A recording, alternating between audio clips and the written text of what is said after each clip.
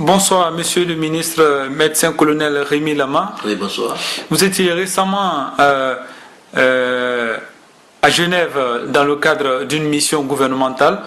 Dites-nous quel était l'objectif de cette mission. Bon, merci. Effectivement, on était dernièrement à Genève du 10 au 12 décembre dans le cadre d'une réunion de haut niveau organisée par l'OMS pour les 3 pays qui sont affectés par cette épidémie de fièvre hémorragique et virus Ebola. Il a été question du renforcement du système de santé de ces 3 pays, puisque l'une des causes de la propagation de cette épidémie était due à la défaillance ou à la faiblesse de ces systèmes de santé.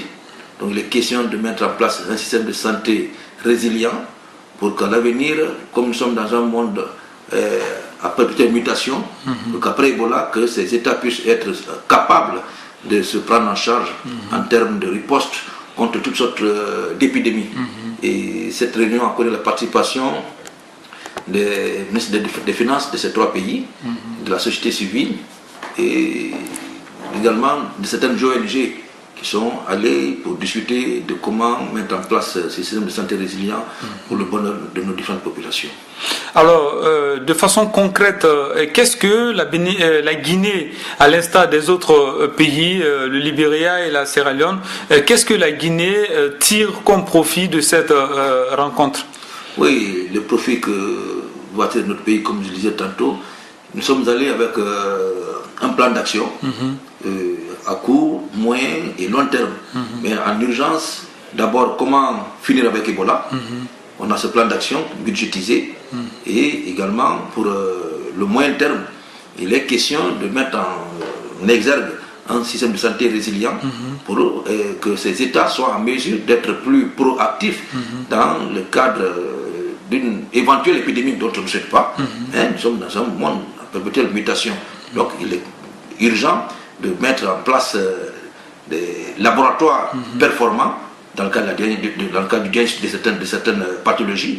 Également la formation du personnel et avoir tout ce qu'il faut comme équipement dans ces structures sanitaires qui, à l'avenir, comme je disais tantôt, peuvent être capables vraiment de s'autogérer et de se prendre en charge en cas d'épidémie, avant que nous fassions appel à d'autres expertises.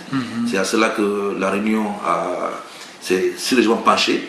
Et également, l'autre volet intéressant de cette réunion de haut niveau, c'est le respect de la convention d'Abuja, où il a été question que les États respectent cette convention qui demande à ce que la part du budget du département de la santé soit au moins à 15%, et que l'État fasse des efforts. La santé est vraiment une priorité. Une priorité en mettant vraiment les moyens qu'il faille.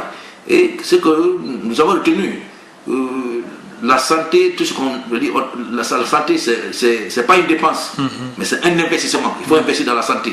Il faut investir pour éviter vraiment tout cas de surprise. Ça, le cas d'Ebola a été une réelle leçon pour la Guinée et les autres États. Donc voilà, de façon résumée, ce dont cette réunion de haut niveau a connu comme effet important.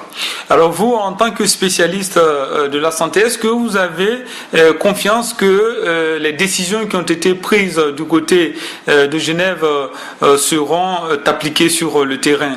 Oui, ça a été même une des questions essentielles que j'ai eu à demander à nos bailleurs de fonds, parce qu'il faut reconnaître au cours de cette réunion de haut niveau, il y avait presque tous les bailleurs de fonds, toutes les institutions internationales étaient présentes à cette réunion de haut niveau, parlant de la présence de la Banque mondiale, de la BAD, de l'Union européenne, bref, de toutes les institutions financières internationales que vous saviez, étaient toutes là présentes. Et on leur a demandé quel mécanisme nos partenaires vont mettre en place pour rassurer ces États que vraiment tous ces engagements qui sont en train d'être annoncés vont être respectés. Alors, il est question que, je crois au mois d'avril 2015, à New York, il y aura une grande rencontre de ces mêmes bailleurs de fonds où chacun dira qu'est-ce qu'ils sont prêts à prendre comme vraiment engagement sur le plan financier pour aider ces États. Et également, l'autre fait important au cours de cette réunion de haut niveau, c'est l'aspect, qu'on appelle ça, la mise en place d'une politique nationale de santé pour ces États. Parce qu'il n'est plus question que ces acteurs qui nous apportent leur assistance, chacun vient nous imposer son plan d'action, nous dire voilà ce que je peux faire. On a trouvé que généralement, la plupart de ces actions ne sont pas nos priorités. Maintenant, il est question que les États élaborent leur plan d'action sur lequel les partenaires, tous les acteurs vont s'aligner en fonction des priorités.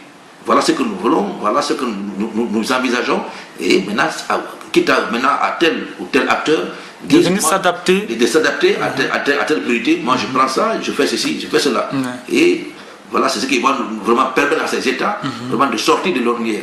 Mais pas question maintenant que les actions soient de façon, que chaque acteur vienne de façon disparate. Et vous allez voir par exemple les deux acteurs qui font la même activité dans la même localité. Voilà ce que ça entraîne comme souvent des doublons. Et au lieu que l'effet soit bénéfique, ça devient plutôt contre-bénéfique à la population. C'est-à-dire qu'il y a d'autres localités qui vont être défavorisées. Donc tout ça, nous allons faire un document compact dans lequel toutes nos priorités vont être définies dans un plan et les intervenants viendront s'inscrire dans ce plan de développement sanitaire. Alors, on ne saurait avoir le ministre de la Santé en interview sans parler d'Ebola, et peut-être un message à l'endroit des populations qui regarderont sans doute cette vidéo. Oui, le message que je vais faire passer, c'est toujours comment aller vite en urgence sanitaire par rapport à Ebola.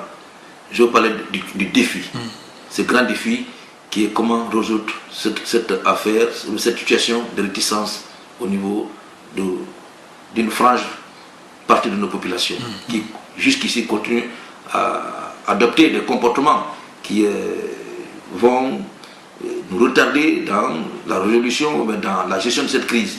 C'est pourquoi je lance cet appel à toute la population qu'aujourd'hui on n'a pas intérêt à traîner avec cette épidémie, vu ses conséquences politiques, sociales et économiques.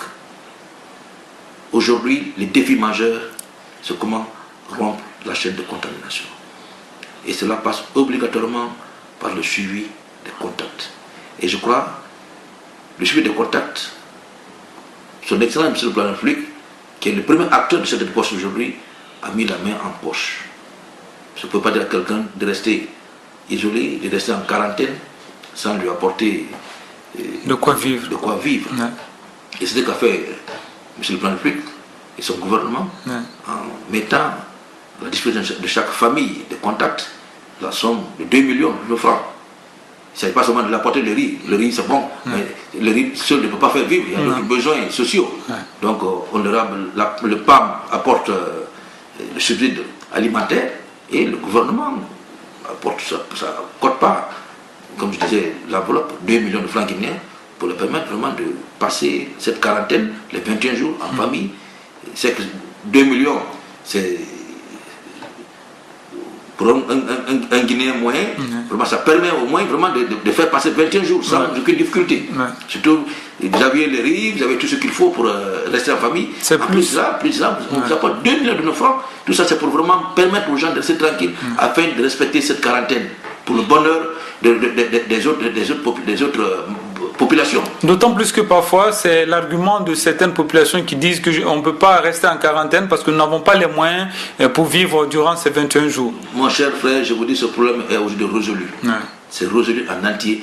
Il n'y a pas aujourd'hui cette famille de contact où cet apport n'est pas fait, où cette assistance n'est pas faite.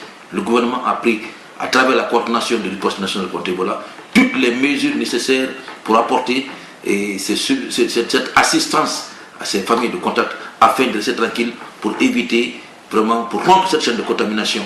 Aujourd'hui, le problème c'est quoi? Comme je disais tantôt, le défi, c'est le suivi des contacts qui n'est pas fait à 100%. Et tant qu'on n'en arrive pas là, il va être difficile vraiment de rompre vraiment la chaîne et d'annoncer la fin de cette épidémie. Alors, monsieur le ministre, médecin colonel Rémi Lama, merci d'avoir répondu à nos questions. Oui, merci à vous également.